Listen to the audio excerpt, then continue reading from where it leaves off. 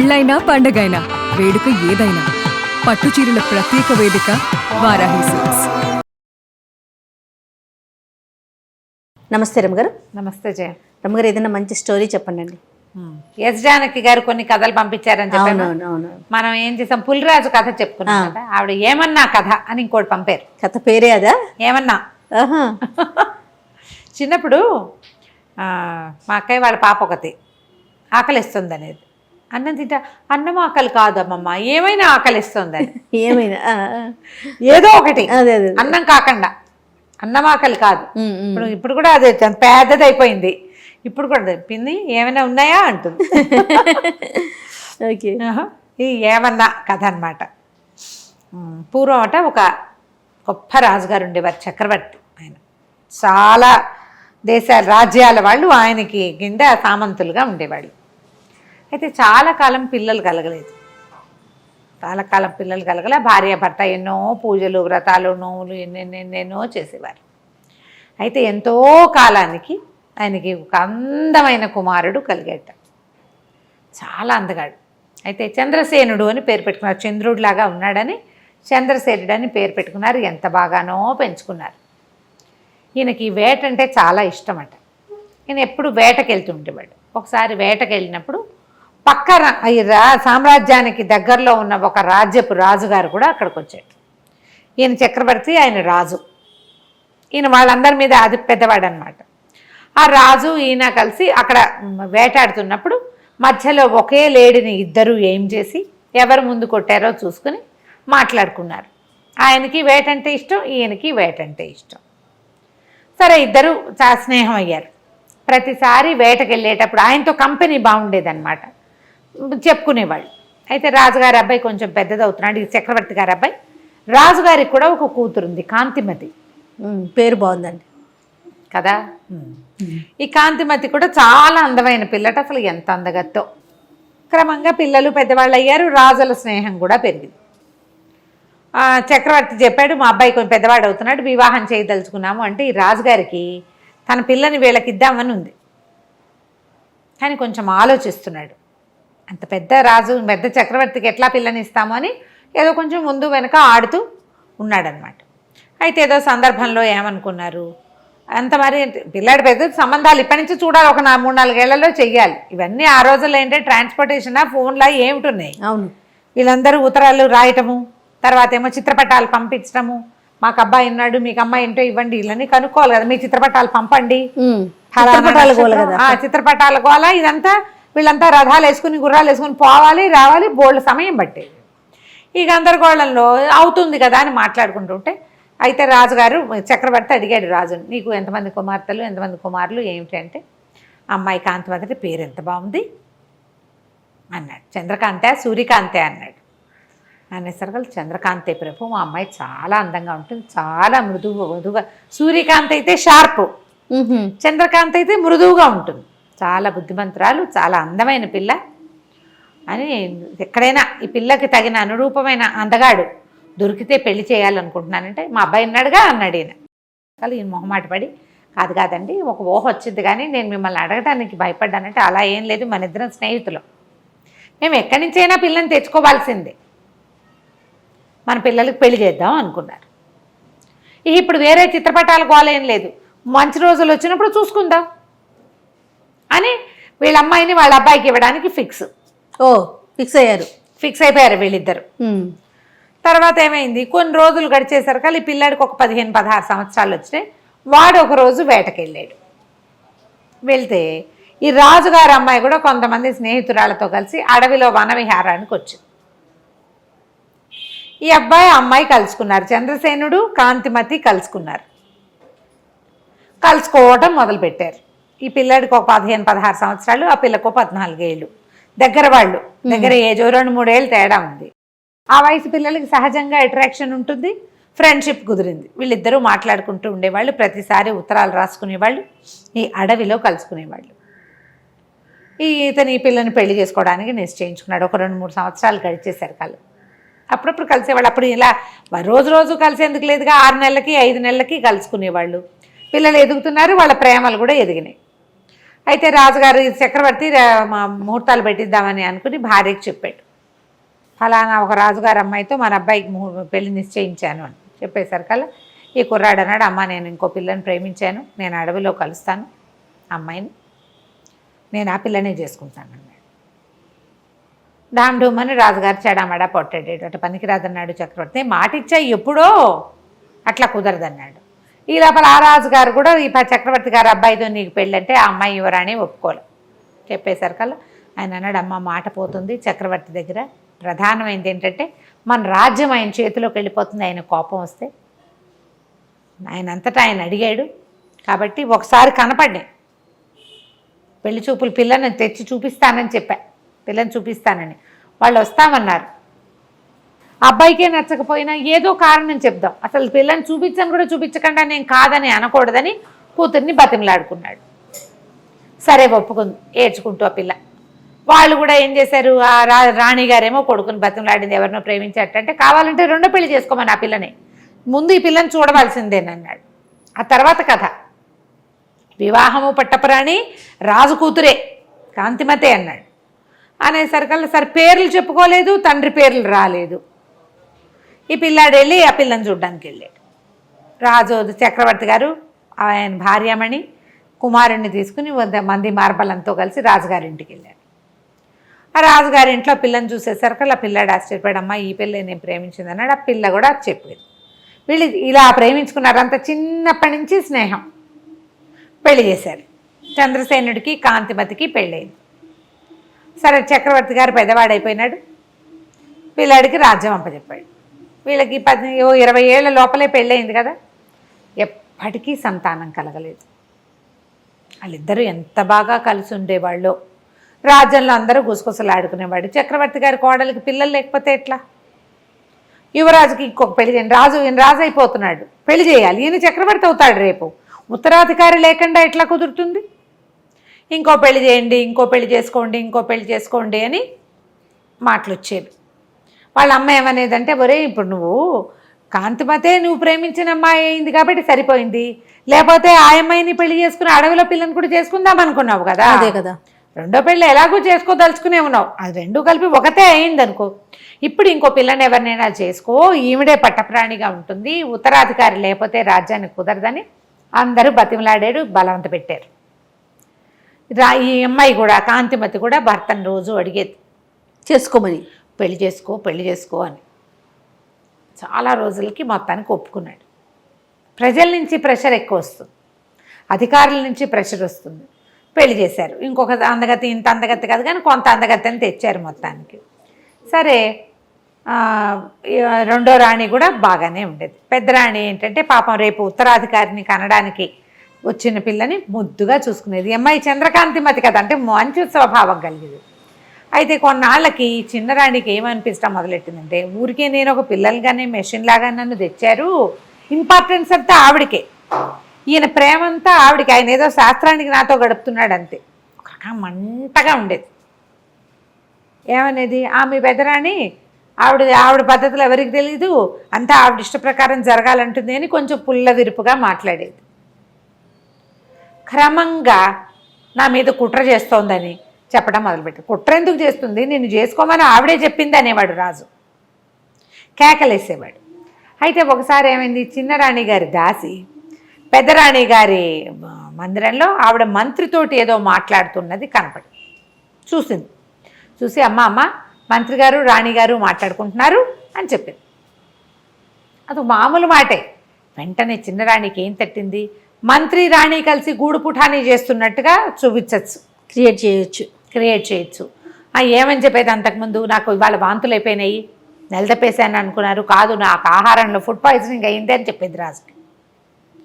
ఇవాళ ఒంట్లో బాగోలేదు, ఫుడ్ పాయిజనింగ్ అయింది, ఇవాళ నేను పెట్టుకునే పువ్వుల దండల్లో ఏదో చల్లారు, నాకు తుమ్ములు వచ్చేసినాయి, నన్ను చంపడానికి, నన్ను ఇబ్బంది పెట్టడానికి, నేను పిల్లల్ని కానీ ఇవ్వకుండా చేయటానికి చూస్తున్నారు, అట్లా చెప్పేది. ఆయన ఒప్పుకునేవాడు కాదు. ఈ మంత్రి రాణి మాట్లాడుకుంటున్నారు కదా, ఈ మాట చెప్పేసరికల్లా ఈవిడేమంది, రాజుకు చెప్పింది, నువ్వేమో నేను చెప్పితే నువ్వు వినవు, రాణిగారు మంత్రి గారితోటి మంత్రాంగం చేస్తుంది, నన్ను చంపటానికి ఏమో మందులు తెప్పించేందుకు ప్రయత్నం చేస్తోంది. అయ్యో, మంత్రి కూడా కలిసిపోయాడు. అనేసరికల్లా రాజుకు అర్థం కాల. అంత పని చేస్తుందా నా రాణి? అట్లాంటిది కాదంటే ఇక్కడ కొండు మండిపోతుంది. నారాయణి నారాయణి అంటాడని. కావాలంటే కనుక్కో, నువ్వు మంత్రి వచ్చాడో లేదో కనుక్కో. అప్పటికి ఒక 20-30 సార్లు విన్నాడేమో. ఆల్రెడీ కొంచెం కలుషితం అయింది లోపల కొద్దిగా. ఏమైంది, ద్వారపాలకుల్ని ఇవాళ ఎవరెవరు వచ్చారు అని కనుక్కుంటే మంత్రి గారు వచ్చారు. ఎంతసేపు ఉన్నారు? అరగంట సేపు ఉన్నారు. ఎవరితో మాట్లాడారు? రాణితోటి మాట్లాడారు.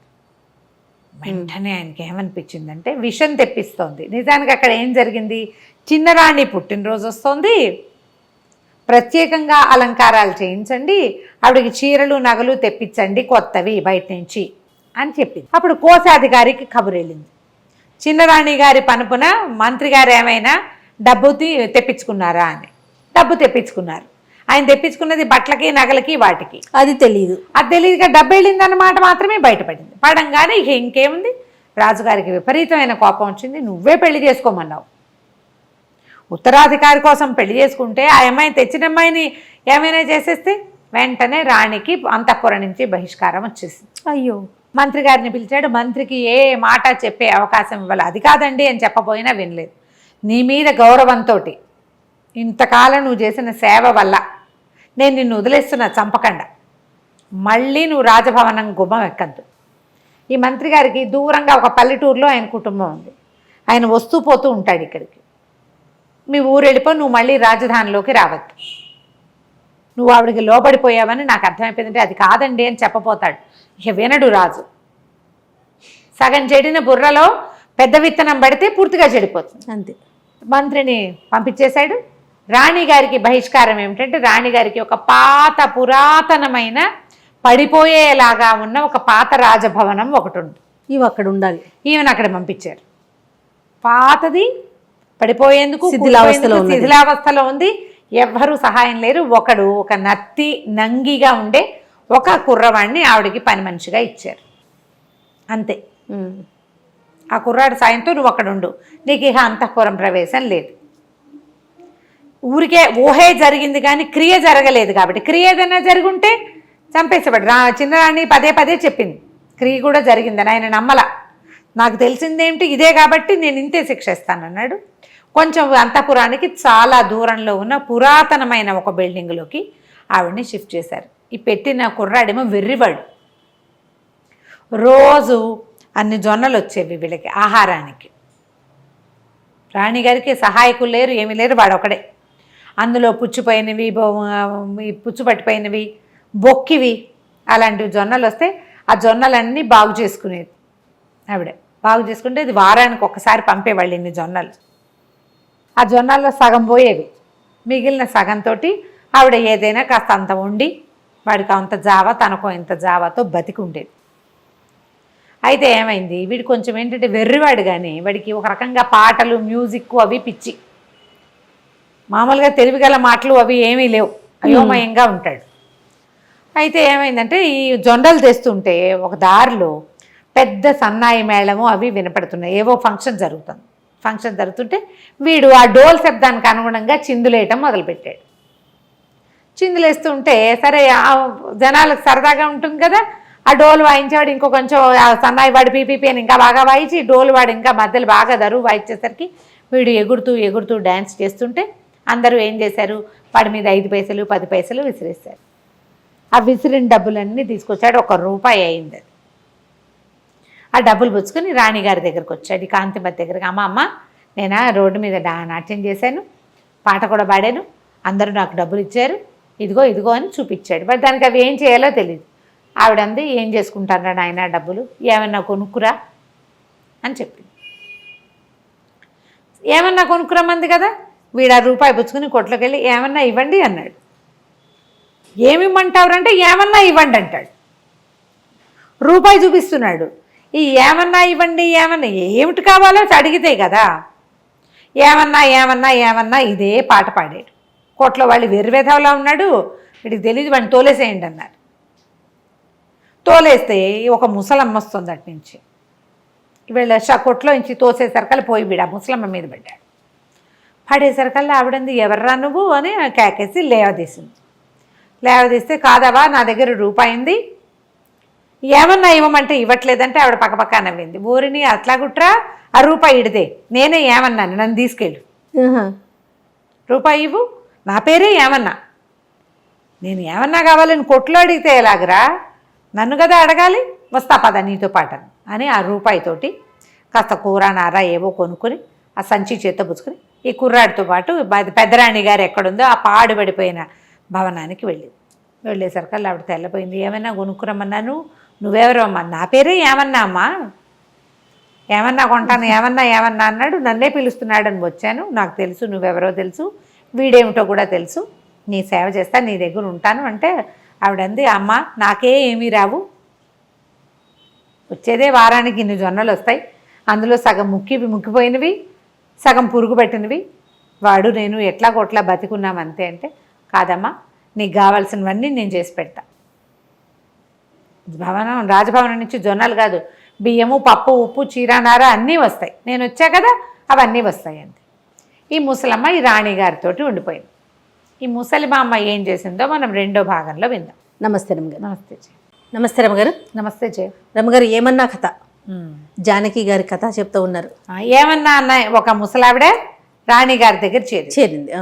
ఏమ్మా ఏం చేసిందంటే అక్కడి నుంచి రాజస్థానం నుంచి ఏవో వస్తువులు వచ్చేవి, రాణిగారికి బట్టలు కూడా లేవు పాపం, బట్టలు తెప్పించడం మొదలుపెట్టింది, బట్టలు వచ్చేవి, కొంచెం భోజనం వచ్చేది, శుభ్రమైంది, మరి రాణిగారికి జరిగినంత జరగకపోయినా జరిపేది.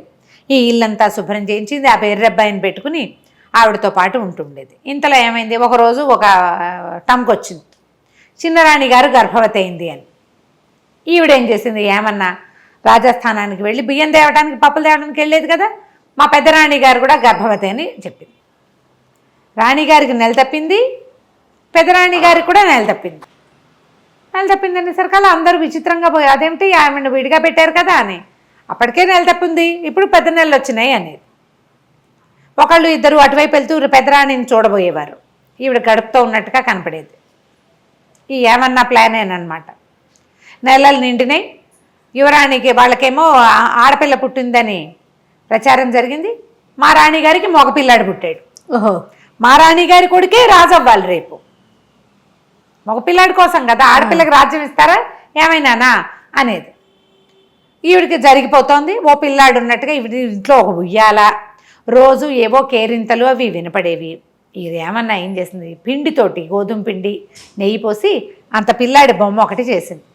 ఆ ఉయ్యాల దూరం నుంచి చూస్తే ఉయ్యాల్లో పిల్లాడు ఉన్నట్టు, లోపలికి వచ్చి రాణిని చూసే వీలు లేదు, ఉయ్యాలు కనపడుతోంది, కేరింతలు వినపడతాయి, మధ్యలో ఉంగా అంటుంటాడు పిల్లాడు, ఈ ర్యాట్లర్ ఒకటి కదిలిపేది, ఇవి ఉంటాయి, మువ్వలు అవి ఉండేవి, అలా ఉండేది. వీళ్ళింట్లో ఒక పిల్లాడు ఉన్న సూచనే ఉండేది. రాజుగారు ఏనాడు తెలిసింది, తెలుసు, ఊరికే రాచంలో ప్రచారంలో ఉంది పిల్లాడున్నాడు అని. అయితే ఏమైంది, క్రమంగా రోజులు గడుస్తుంటే పిల్ల పెద్దది అవుతోంది, పెళ్లి సంబంధాలు చూస్తున్నామంటే మా రాజకుమారుడికి కూడా పెళ్లి సంబంధాలు చూస్తున్నాం అనేది. ఈ అమ్మాయి పుట్టింటి వాళ్ళు ఉన్నారు కదా, ఈ కాంతిమతి వాళ్ళ పుట్టింటి వాళ్ళు, ఆమెకు మేనమామలు వాళ్ళు చాలామంది ఉన్నారు. ఈ ఏమన్నా పోయి ఒక వారం రోజులు ప్రయాణం చేసి వెళ్ళి కబుర్లు చేసుకొచ్చింది, ఫలానా రాజుగారి అమ్మాయిని మా రాజకుమారుడికి ఇస్తున్నారని ప్రచారం మొదలుపెట్టింది. అసలు లేని దానికే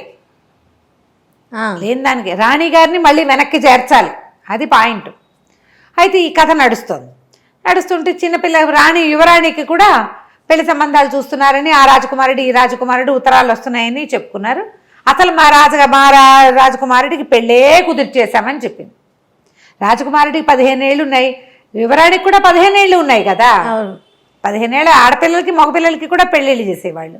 సరే పెళ్లి సంబంధం కుదిరిందని మేము రాజకుమారుడు తరలి వెళ్తున్నాడు పెళ్ళికని ఊరంతా ప్రచారం చేసింది. ఒక పెద్ద పల్లకి మాట్లాడి, మామూలుగా ఉయ్యాల్లో పిల్లాడంతా ఇంత పిల్లాడి బొమ్మ, ఈ పల్లకీలో ఒక పడుకున్న షేపులో ఒక రాజకుమారుడి బొమ్మ, మట్టి బొమ్మ, పిండి బొమ్మ తయారు చేయించింది. గోధుమ పిండి బాగా నెయ్యి పోసి కొంచెం బెల్లం కలిపి ఇంత బొమ్మ, పల్లకిలో ఒక మనిషి ఉన్నట్టు, దూరం నుంచి చూస్తే మనిషి ఉన్నట్టు కనపడాలి కదా. సరే పల్లకి తీసుకెళ్తున్నారు, మన పట్టప్రాణి గారు ఇక్కడే ఉంది కాంతిమతి, పిల్లని తీసుకెళ్తున్నారు, పెళ్ళికి తీసుకెళ్తున్నాం తరలి వెళ్తున్నామని ప్రచారం చేస్తుంది. అయితే ఏమైందట, ఆ ఊళ్ళో ఒక గంగానమ్మ గుడి ఒకటి ఉంది. ఆ గంగానమ్మకి పిండి నైవేద్యం పెడతారు. గోధుమ పిండిలో నెయ్యేసి అదే చలివిడి నైవేద్యం పెడతారనమాట. అయితే ఏమైంది, ఆ పూట వీళ్ళు పల్లకితో వెళ్తుంటే రాజకుమారుడు పెళ్లికి తరలివెళ్తున్నాడు అని చెప్పుకున్నారు. ఆ రాజకుమారుని కంటితో చూసిన వాడు ఎవడూ లేడు, అందులో ప్రవేశం లేదు కదా అంతఃపురంలో. ఇప్పుడు ఆవిడనే ఒక పాడుపడిపోయిన ఇంట్లో ఉంచారు, అందులో ప్రజలెవరు వెళ్ళడానికి వీలు లేదు, ఆవిడకి బహిష్కారం ఉంది. ఈ ఏమన్నా ఒకటే లోపలికి బయటికి తిరుగుతూ ఉండేది. అయితే ఏమైంది, ఈ గంగానమ్మ గుడి దాకా వచ్చాక బోయిలు మోసి మోసి భుజాలు నొప్పులు పుడుతున్నాయమ్మా, చెద్దన్నం తెచ్చుకున్నాం తింటాం మేము ఇక్కడ కూర్చునంటే ఆ ఏమన్నా అంది, సరేలేరా పల్లకి దింపండి, మీ తిళ్ళు మీరు తినండి, మరి నేను అట్లా కొంచెం బయటకు వెళ్ళి కాస్త కాళ్ళు కడుక్కొస్తానని ఆ పల్లకి అక్కడ వదిలిపెట్టి ఏమన్నా ఏమో పక్కన ఏదో చెరువు చిన్న చెరువు వెళ్తుంటే అక్కడికి వెళ్ళి కాస్త చాలాసేపటి నుంచి ప్రయాణం చేస్తున్నారు. ఆ ఊరి మొగదలలో ఉంది గంగానమ్మ గుడి. వీళ్ళు ఊళ్ళో లోపల ఉన్నారు, అదంతా నడిచి వచ్చారు కదా. ఈ బోయిలంతా ఒక పక్కన కూర్చుని అన్నాలు తింటున్నారు. ఈ బోయి చెరువు దగ్గరికి వెళ్ళింది. ఇంతలో ఏమైంది, ఈ విగ్రహం దేంతో చేశారు, ఈ బొమ్మ గోధుమ పిండి బాగా నెయ్యి పోసి బెల్లం కలిపి. ఈ లోపలున్న గంగానమ్మకి ఆ నెయ్యి గోధుమ పిండి వాసన వచ్చింది. ఓహో, ఆహారం తెస్తున్నారని చూస్తోంది. ఎంతసేపటికి లోపలికి రాల. మామూలుగా అమ్మవారి నైవేద్యం ఎంత పెడతారు, ఇంతదే మనం చలివిడి చేస్తే గుమగుమలాడుతుంది. అంత ముద్దతో చేసిన 15 ఏళ్ల పిల్లాడి బొమ్మ ఎంత వాసన వస్తుంది. ఆమె కాస్త ఇట్లా కూర్చుని ఉంటుంది పీట మీద, కూర్చుని ఆవిడ లేచింది, లేచి గుళ్ళోంచి బయటకు వచ్చింది. బయటకు వచ్చి వాసన పీలుస్తుంటే చూస్తే పల్లకీలో కనపడుతోంది గోధుమ పిండి ముద్ద. ఆమె అంత లోపలికి చేయి పెట్టి ఆ బొమ్మను బయటికి లాగి ముక్క విరుచుకుని కర్ర కర్ర కర్ర కర్ర తినేయటం మొదలుపెట్టింది. తినేసేసింది బొమ్మని. తినేసరికల్లా ఏదో మోత వస్తోందని ఈ చెరువు దగ్గరికి వెళ్ళి నిదానంగా నడుచుకొస్తున్న ఈ ముసలమ్మ ఏమన్నా పరిగెత్తుకుంటూ వచ్చింది. అయ్యయ్యో మా పిల్లాన్ని విరుచుకు తినేస్తున్నావని గంగానమ్మ చేయిపుచ్చుకుంది. చేయిపుచ్చుకునేసరికి కేకలు పెట్టింది, నా పిల్లాన్ని తినేసావు, నా పిల్లాన్ని నాకు ఇచ్చేయండి. అమ్మ గంగానమ్మ విదిలించుకోపోయి ఆమె ఎంత విదిలించుకున్నా ఈ ముసలిది చెయ్యి వదిలిపెట్టలే. నా పిల్లాన్ని నాకు ఇచ్చే, నా పిల్లానికి 15 ఏళ్ల లక్షణమైన పిల్లవాడు, కాబోయే పెళ్లి కొడుకు, అలంకారం చేసి తెస్తే మింగేస్తావా అమాంతావు, నా పిల్లని నాకు ఇచ్చేళ్ళు, నువ్వేం చేస్తావో నాకు తెలియదు. గంగానమ్మ వదలవే అంటుంది. వదలవే లేదు, ఏమీ లేదు. ఇప్పుడు ఏం చేసింది, కాళ్ళతో చేతులతో పట్టుకుని ఇంత శక్తుల్లో ఉన్న గంగానమ్మని గట్టిగా పట్టేసుకుంది. ఆమె తోస్తుంది, ఇది వదలదు. అక్కడి నుంచి విసుగు, ఇచ్చాను బా పిల్లాడేగా వదులు అని ఒక్క విదిలిచ్చేసింది. ఈమె పోయి మేనా దగ్గర పడింది, ఆ పల్లకి దగ్గర. గంగానమ్మ దబా దబా అడుగులు వేసుకుంటూ లోపలికి వెళ్ళిపోయింది గుళ్ళోకి. ఇంతలో ఈ మేనా దగ్గర పడింది కదా, మేనాలో ఏమిటో మేనా ఇలా కర్టెన్ పక్కకు తొలిగేసరికల్లా అక్కడ ఒక 15 ఏళ్ల పిల్లాడు పడుకుని ఉన్నాడు. బొమ్మ ఉంది మొదట, బొమ్మ ప్లేస్లో లక్షణంగా అమ్మవారు ఇచ్చిన అనుగ్రహం కదా. ఆ పిల్లాడినే విరుచుకు తిన్నాను అనుకుని పిల్లాడిని ఇచ్చేసానంది. 15 ఏళ్ల రాజకుమారుడు చక్కగా అందంగా ఉన్నాడు. చెప్పింది కదా, అందమైన పిల్లవాడు పెళ్లి కొడుకుగా అలంకారం చేశాం. ఒక అందమైన పిల్లాడు పెళ్లి కొడుకుగా అలంకరింపబడి ఏ పడుకున్న పోజులో ఆ బొమ్మను పెట్టిందో అదే పోజులో కనపడ్డం మొదలుపెట్టి. సూపర్. ఏమో చంకలు గుర్తుకుంది. అమ్మో భగవంతుడు ఎట్లా కరుణించాడు. పెద్దరాణి బుద్ధిమంతురాలు, ఆమె ఎవ్వరికీ ద్రోహం చేయనందుకు అమ్మవారు ఇట్లా కరుణించింది. అక్కడి నుంచి ఓహం అని మోసుకుంటూ పోయారు.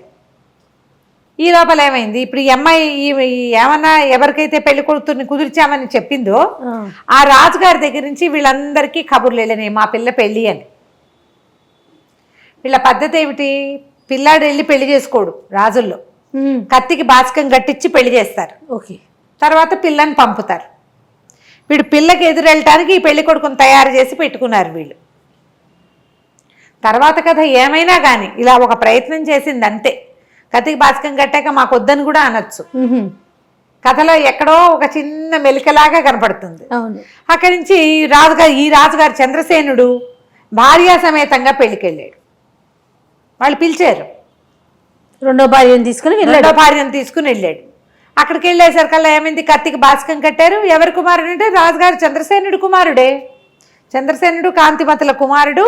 అతను కత్తికి బాచకం కట్టి పెళ్లి చేస్తున్నారు. ఈయన ఆశ్చర్యపోయాడు. ఆ కుమారుడు ఎవడో చూడాలి. ఆ కత్తిని రాజకుమార్తెని తీసుకొస్తే వీళ్ళేమో పల్లకి ఎదురుకుండా తీసుకెళ్లారు. ఈ ఊరి ఆ రాజ్యం పొలిమేరల్లో రాజకుమార్తెని తీసుకొస్తే రాజకుమారుడు పల్లకిలోంచి దిగాడు. ఆ దిగిన పిల్లాన్ని చూస్తే నిర్ఘాంతపోయాడు రాజు. ఏమిటి ఇంత పిల్లాడా, వీడు నా కుమారుడు అవటం ఏమిటి? ఊరంతా ప్రచారంలో ఉంది కానీ రాజుకేం పెద్దగా తెలీదు, చిన్నరాణి వినేది అనుకునేది. పిల్లాడు చూస్తే మహా అందంగా ఉన్నాడు. 15 ఏళ్ళవాడు, ఆ పిల్లకు 12 ఏళ్ల పిల్ల రాజకుమార్తెకి. సరే రాజకుమార్తెని పల్లకి ఎక్కించుకున్నారు. పిల్లాడు పిల్ల ఒకళ్ళనొకళ్ళు చూసుకుంటున్నారు. చంద్రసేనుడు గుర్రం వేసుకుని ఆగ మేఘాల మీద పరిగెత్తుకుంటూ ఆ పడిపోయిన శిథిలాలయపు బిల్డింగ్ ఉంది కదా అక్కడికి పరిగెత్తాడు. ఆ కాంతి ఈ లోపల ఏం చేసింది, ఏమన్నా కూడా కబురు చేసింది, అమ్మవారి అనుగ్రహం నీ మీద పరిపూర్ణంగా ఉన్నది, ఇట్లా ఒక బిడ్డ వచ్చాడు, ఒక పిల్లవాడు మనకి లభించాడు, ఈ పిల్లవాడు నీ పిల్లాడే, నీ పిల్లాడి కోసమనే పంపించింది ఆవిడ అని చెప్పేసరికల్లా అప్పుడు రాజుగారు పరిగెత్తుకుంటూ వెళ్ళాడు కదా, వెళ్ళి అడిగాడు, ఈ కుర్రాడు నా కుమారుడా, నువ్వు ఎప్పుడు గర్భవతి అయ్యావు, ఎప్పుడు సంతానం కలిగిందంటే నీ దగ్గర నుంచి వచ్చే నాటికే నాకు నెల తప్పి ఉంది అని చెప్తుంది ఆవిడ. చెప్పేసరికల్లా చెప్పమంది కదా, నేను ఇది నిజమే చెప్తున్నానని అనుకో, ఆ కుమారుడు నీ కుమారుడే, భగవంతుడి అనుగ్రహం మనకి ఇలా కలిగింది. ఆశ్చర్యపోయాడు, ఎట్లా జరిగింది, ఇంత పిల్లాడిని నేను ఎట్లా పోగొట్టుకున్నాను, రాజ్యానికి ఉత్తరాధికారి అయిన వాడు ఈ శిథిలాలయంలో ఉండటం ఏమిటి, ఆయనకు అర్థమే కాల. ఫీల్ అయ్యాడా? ఫీల్ అయ్యాడు. సరే అక్కడి నుంచి రాజకుమారుణ్ణి మరి ఇక్కడికి ఎట్లా తీసుకొస్తారు, రాజకుమారుని రాకుమార్తెని తమ ఇంటికి తీసుకెళ్ళి సగౌరవంగా కాంతిమతిని కూడా పల్లకి పంపించి రాజస్థానానికి రప్పించాడు. అప్పుడు ఈ ఏమన్నాన్ని పిలిపించారు. ఆవిడ ఏం చెప్పిందంటే అందరికీ చెప్పింది ప్రజలకి, రాణిగారికి కుమారుడు కలగలేదు, ఈ కుమారుడు రాణిగారికి పుట్టిన కుమారుడు కాదు, ఆమె సహనంగా 15 సంవత్సరాలు తను చేయని తప్పుకి ఒక్క కంప్లైంట్ కూడా లేకుండా పుచ్చిపోయిన జొన్నలు పంపించిన ఆ వండుకు తిని నిశ్శబ్దంగా ఉన్నందుకు గంగానం ఇచ్చింది ఈ రాజ్యానికి ఉత్తరాధికారి అని చెప్పింది. నేను మంత్రి గారి ఇంట్లో పనిచేసేదాన్ని, మంత్రి గారికి ఇక్కడ సహాయంగా ఉండేదాన్ని, మన రాజుగారు మంత్రి గారిని ఊరు పంపించేస్తే నాకు పని లేకుండా పోయింది. నేను ఈ ఎవరి మహారాణి దగ్గరికి వెళ్ళే మార్గాన్ని చూస్తుంటే ఈ కుర్రాడు తగిలేడు నాకు, వాడు ఏమన్నా కొంటా అంటే ఏమన్నాగా నేను వెళ్ళాను, మంత్రి గారి దగ్గరికి వెళ్ళి ఇట్లా మహారాణి దగ్గర చేరానని చెప్తే ఈమెకు కావలసిన ఆహారము దినుసులు అన్నీ కూడా మంత్రి గారే ఇచ్చాడు. ఇప్పుడు ఆ రోజున చిన్నరాణి రాజుగారికి కంప్లైంట్ చేసింది, ఏమిటి వీళ్ళిద్దరూ గూడు పుఠాని చేశారని, ఏం మాట్లాడారో రాణిగారితోటి మంత్రి గారితోటి విడివిడిగా సభలో వినండి. చిన్నరాణి పుట్టినరోజు, రేపొద్దున ఆవిడకి పుట్టబోయే సంతానమే ఉత్తరాధికారి అవుతుంది, ఆమె మొదటి పుట్టినరోజు మన రాజ్యంలో ఘనంగా చేయాలని, ఆమెకి చీరలు నగలు తీసుకురమ్మని, పుట్టినరోజు ఏర్పాట్లు గ్రాండ్గా చేయమని రాణిగారు చెప్పింది. రాణి కూడా రాజుకి నేను చేసింది ఇది అని చెప్పి ఇంత ప్రూఫ్ బయటపడేసరికల్లా రాజుగారు చిన్నరాణిని తెగ తిట్టిపోసాడు, ఆమె వెళ్ళిపోమన్నాడు. నీ వల్ల నేను నా రాణికి దూరం అయ్యాను, మంత్రికి దూరం అయిపోయాను, ఏదో భగవంతుడు అనుగ్రహించి ఇలా ఒక కుమారుడు వచ్చాడు అదే అనేసరికల్లా పెద్దరాణియే చెప్పింది, వద్దు ఆమె ఏమంటారంటే మన ఇన్సెక్యూరిటీ ఫీలింగ్, నువ్వు పెళ్లి చేసుకున్నావు భార్యతోటి బాగా ఉండకన్నా ఎంతసేపు పెద్దరాణి పేరే తలుస్తుంటే రెండో వాళ్ళకి మంటగానే ఉంటుంది, ఇట్లా చేయొద్దు, ఆమె కూడా ఒక కూతురుంది, మన రాజ్యానికి యువరాణి, పిల్లని మంచి చోట ఇచ్చి పెళ్లి చేసుకోవాలి, ఇంకా సంతానం కలగచ్చు మనకి అని బతిమలాడి ఉంచేసుకుంది. ఈ గంగానమ్మ ఇచ్చిన రాకుమారుడికి సూర్యసేనుడు అని పేరు పెట్టుకున్నారు. ఆ సూర్యసేనుడికి పెళ్ళైపోయింది కదా, పిల్లాడు యువరాజుగా కొంతకాలం ఉండి తర్వాత ఆ రాజ్యానికి ఉత్తరాధికారి గంగానమ్మ ఇచ్చిన ఆ సంతానమే రాజయ్యాడు. ఏమన్నా కథ చాలా బాగుంది రమ్మ గారు, సరదాగా ఉంది కదా, చాలా బాగుంది. నమస్తే.